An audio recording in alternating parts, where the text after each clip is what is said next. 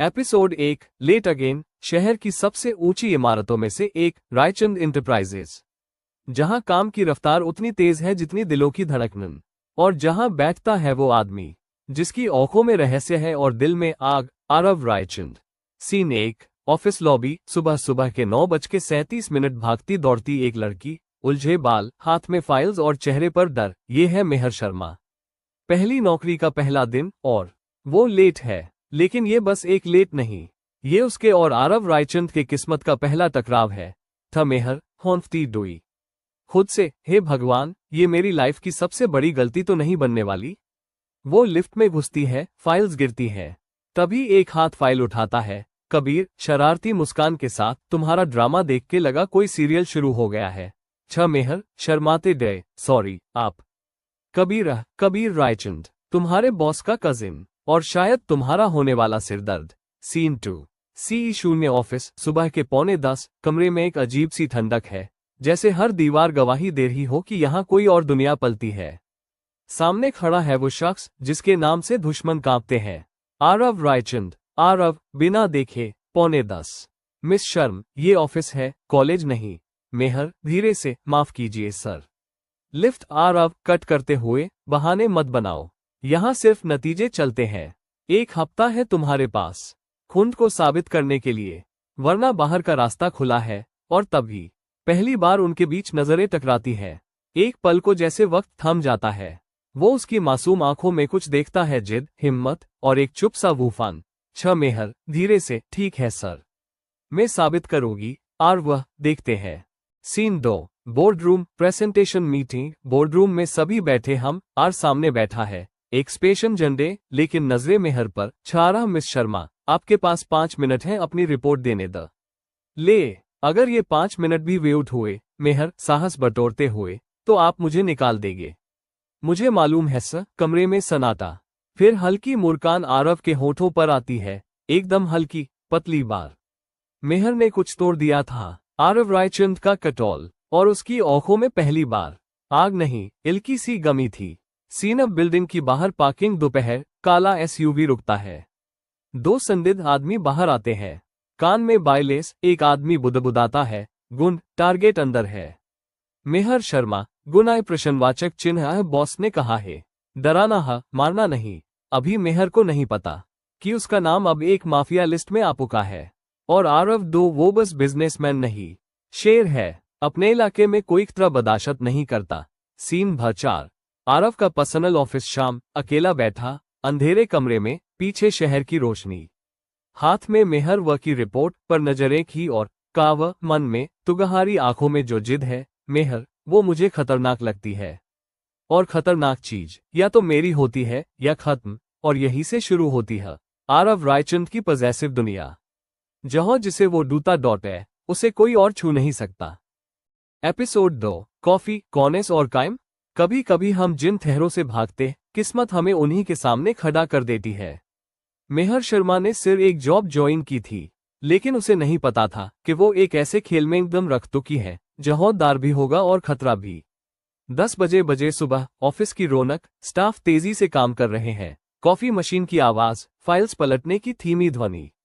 मेहर coffee बना रही है, अभी भी हल्के तनाव में। मेहर मन में सोचते हुए, पहला दिन, पहला डांट, क्या मैं इस जगह के लिए बनी भी?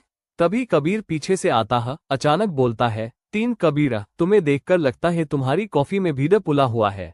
मेहर हंसते दुए, डर तो है, पर कॉफी खरौनक बनानी सीखी है, जैसे मेरी किस्मत। 3 कबीर औंख मारते हुए, वाह, तगड़ी लाइन है। एक बात कहे दो, तुम बोरिंग ऑफिस को काफी दिलचस्प बना। कबीर रायचंद, पलटिंग का PhD और शरारत का चैमन। लेकिन उसकी बातों में जो हंसी है, वो कभी कभी दिल की सच्चाई छुपा लेती है। Board room presentation meeting. Board room में सभी बैठे, हम आर सामने बैठा है एक स्पेशन झंडे, लेकिन नजरे मेहर पर। छारा, मिस शर्मा, आपके पास 5 मिनट हैं अपनी रिपोर्ट देने द। ले, अगर ये 5 मिनट भी वेट हुए, मेहर साहस बटोरते हुए, तो आप मुझे निकाल देंगे। मुझे मालूम है सर। कमरे में सन्नाटा। फिर हल्की मुस्कान आरव के होठों पर आती है, एकदम हल्की, पतली बार। मेहर ने कुछ तोड़ दिया था आरव रायचंद का कटोल, और उसकी आंखों में पहली बार आग नहीं, इल्की सी गमी थी। सीन बिल्डिंग की बाहर पार्किंग दोपहर, काला एसयूवी रुकता है। दो संदिग्ध आदमी बाहर आते हैं। कान में बायलेस, एक आदमी बुदबुदाता है, गुण, टारगेट अंदर है। मेहर शर्मा, गुनाह प्रश्नवाचक चिन्ह है, बॉस ने कहा है। डराना है, मारना नहीं। अभी मेहर को नहीं पता कि उसका नाम अब एक माफिया लिस्ट में आ चुका है। और आरव वो बस बिजनेसमैन नहीं, शेर है। अपने इलाके में कोई तरह बर्दाश्त नहीं करता। आरव का पर्सनल ऑफिस शाम, अकेला बैठा, अंधेरे कमरे में, पीछे शहर की रोशनी। हाथ में मेहर व की रिपोर्ट पर नजरें की और काव मन में, तुगहारी आंखों में जो जिद है, मेहर, वो मुझे खतरनाक लगती है। और खतरनाक चीज या तो मेरी होती है या खत्म, और यहीं से शुरू होती है आरव रायचंद की पॉजेसिव दुनिया। जहां जिसे वो डूता डॉट है, उसे कोई और छू नहीं सकता। जब खतरा बढ़ेगा और किसी अजनबी की नजरें उसके पीछे लोगी, क्या आरव वक्त पर पहुंचेगा या मेहर खुद अपने रस से लड़गी? एपिसोड 3, साए पीठे पड़े है। शाम धीरे धीरे ऑफिस की दीवार से उतर रही थी। रायचंद इंटरमाइजेस के गलियारे शांत हो चले थे। ज्यादातर कर्मचारी जा चुके, ये बस एक टेबल पर पड़ी अब भी रोशनी जल रही थी मेहर शर्मा की डेस्क पर। पहले दिन का थकावट उसके चेहरे पर साफ थी, लेकिन एक हल्की सी मुस्कान उसके होठों पर टिक गई थी।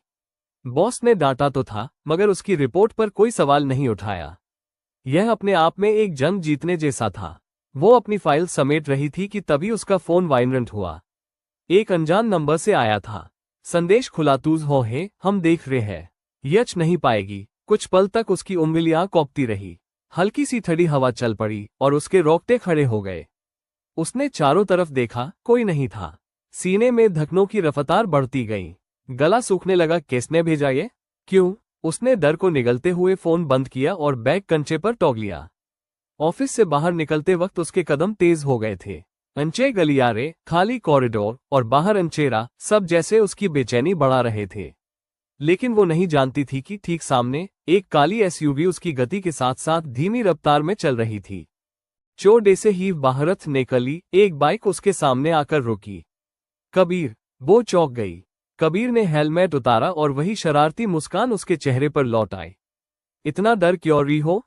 मैंने सोचा तुम पिक कर लो। वैसे भी भाई को कुछ हो जाए तो मुझे ही सुनना पड़ेगा, उसने मुस्कराते हुए कहा। भे, ठीक है, मेहर ने जल्दी से कहा, लेकिन कबीर की नजर उसकी घबराहट को पड़ चुकी थी। क्या हुआ? चेहरा ऐसा क्यों लग रहा है जैसे कोई भूत देख लिया हो? कुछ नहीं, शायद थकान है, उसने मजबूर मुस्कान। कबीर ने कुछ पल उसे थू ही देखा, फिर बाइक के पीछे बैठने का इशारा किया। चलो छोड़ देता हूं। वैसे भी दिल्ली रात मन मासूम चेहरों को पसंद नहीं करती। वो कुछ सोचती रही, फिर पिए बैठ गई। दूसरी तरफ उसी वक्त रायचंद इंटरप्राइजेस की सबसे ऊंची जिल पर आरव अपने ऑफिस में अकेला बैठा था। कंप्यूटर सन पर एक सॉफ्टवेयर खुला था जिसमें मेहर शर्मा का लोकेशन ट्रैक हो रहा था। कहाँ जा रही हो? उसने खुद से बुदबुदाया। कॉलर पर उसकी सिक्योरिटी टीम थी। सर, हमें जानकारी मिली है कि किसी ने मैडम को अनजान नंबर से धमकी दी है। आज शुरू कर दी है, मैंने कहा था। आर की आवाज बर्फ जैसी ठंडी थी। उस लड़की की हर हरकत नजर में होनी चाहिए। वो अब हमारी कमजोरी बन सकती है, और मैं कमजोरियों नहीं पालता। उसने कोट उठाया और बाहर निकल गया। रात के सन्नाटे में मेहर अपने छोटे से अपार्टमेंट में बैठी थी।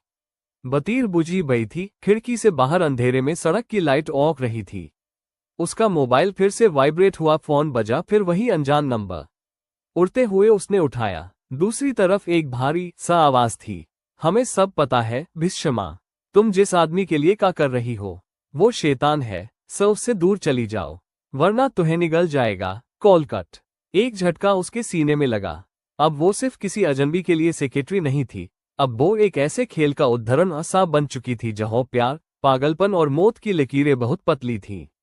उसने खिड़की से बाहर देखा। दूर एक सराना वह खड़ी थी, बहुत देर से, हिलती भी नहीं। उसमें कोई था, या शायद साया। उसने दरवाजा बंद किया, सौकल चढ़ाई और धीरे से बिस्तर पर बैठ गई।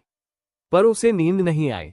और ठीक उसी वक्त एक काले कपड़ों में लिपटा आदमी उसकी इमारत के सामने खड़ा, सिगरेट का आखिरी कश लेते हुए। उसकी औखम ऊपर 5वीं मंजिल की खिड़की को छू रही थी। उसके होठों पर एक बफीली मुस्कान तैर गई।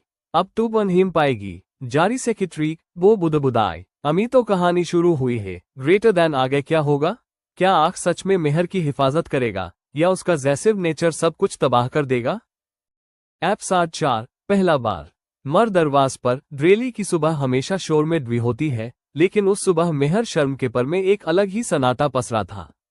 यही सुबह के 8 बजा रही थी, पर उसके चेहरे पर रात की बेचैनी अब तक तारी थी। आंखों में नींद का नामो निशान नहीं था और दिल अब भी पिछली रात की उस कॉल की धमकी दोहरा रहा था। उसने अपना फोन एक बार फिर देखा, नहीं आया था कोई नया मैसेज। थे साहब कया है? वो खुद से बुदबुदाए, किसकी दुश्मनी है मुझसे? इतने में दरवाजे पर जोर से बेल बजी। डिंगरिग हर एक झटके में उठ खड़ी हुई, घबराहट में चप्पल उलट पहन ली, दरवाजे की ओर गई, पीपहोल से झोंका और उसकी सांस रुक गई। दरवाजे के यहर आंख रायचंद खड़ा था। कालेश की बाहें मोड़ी हुई थीं, चेहरे पर वही जमी हुई संजीदगी। उसकी आंखें ठीक पीपहोल को देख रही थी से उसे पता था कि मेहर उसे देख रही है। आर्ब सर, उसके होठों से धीमी सी फुसफुसाहट निकली। दरवाजा खुला। आप यहाँ? उसने पूछा। आंख ने बिना मुरकराए सीधा अंदर कदम रखा। तुम्हें किसी ने धमकी दी? उसने कहा। आपको कैसे पता? तुम मेरी सेक्रेटरी हो, तुम्हें कोई भी छुए उससे पहले मैं जानता हम। उसकी आवाज नरम नहीं थी, लेकिन उसमें कुछ था, जैसे किसी ने लोहा पिचलाया हो। लेकिन ये सब क्या हो रहा है? किसने भेजा यो मैसेज? मैं पता कर रहा हूं, लेकिन तुम बस इतना समझो, तुम अकेली नहीं हो। अब उसकी आंखों की गहराई कुछ और कह रही थी, कुछ ऐसा जो मेहर समझ नहीं पा रही थी। वो सख्ती नहीं थी, फाजत थी। वो हुकूमत नहीं, मोहब्बत का पहला बीज था।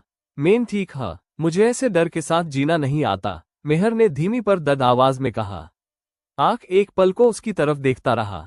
तुम नहीं जानती किस दुनिया में कदम रखा है, भीष्मा। डर के बिना जीना इस खेल में कमजोरी होती है। वो किचन की तरफ गया। उसने देखा गैस ऑन थी, लेकिन दूध उबल रहा था और अचलकने ही वाला था। आर ने गैस बंद छी। तुम्हारी आंखों के नीचे काले पेरे हम। रात भर नींद नहीं आई है ना? आपको कैसे पता? तुम्हारे चेहरे पर सब लिखा है। डतना कहकर उसने किवन से एक मग उठाया और खुद ही कॉफी बनानी शुरू कर दी। मेहर के लिए ये क्षण किसी सपने से कम नहीं था। देश का सबसे बड़ा बिजनेस टायकून, माफिया वर्ल्ड का छुपा डुआ हरा उसके छोटे से प्लेट में कॉफी बना रहा था। आपको ऐसे यहाँ आना नहीं चाहिए था, मंजे हो जरूरी समय वो जाता हूँ। तुम्हारा पर अब मेरी निगरानी में है। उसने उसे मग थमाया। इर लग रहा है? उसने पहली बार कोमलता से पूछा। मेहर ने कॉफी का एक घूंट लिया और हौले से कहा, पहली बार।